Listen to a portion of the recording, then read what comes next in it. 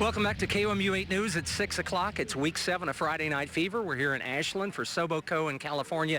Corey Miller in for Chris Gervino, who is with the Tiger football team down in Baton Rouge. This week you had a chance to talk to a Soboco senior who faces his challenges head on. Colin Vaughn's been through a lot in the last 6 months, but through it all, he's had his football family at his side. Okay. Ready, set. Life can change in the blink of an eye. Few people know that better than Southern Boone senior Colin Vaughn. The wide receiver blossomed last season for the Eagles, totaling more than 500 receiving yards and 7 touchdowns, while helping Southern Boone to a 5-4 season and first-round playoff win over California.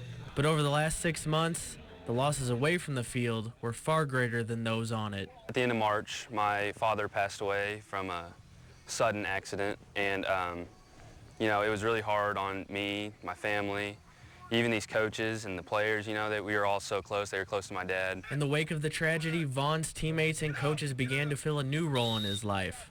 We talk about it being a family, and families have you when things are good, and they have your back when things are bad.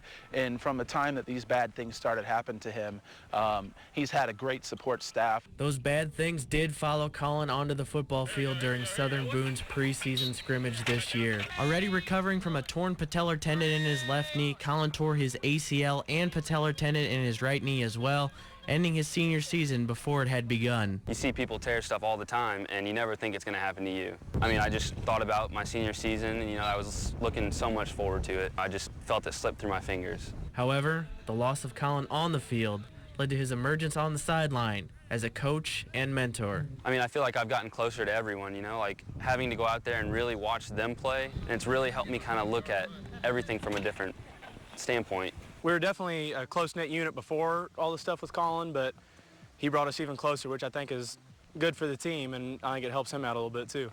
Colin knows the adversity he's faced over the last 6 months will help mold him into his future self. Ultimately, I think I've learned a lot of life lessons that, value the small things, like even just getting up and going to walk to use the bathroom, all those times spent with the people we love, it's just, it can all be gone in a second, just like my season was gone, like my father was gone, It just really makes you cherish those moments that you don't usually think about.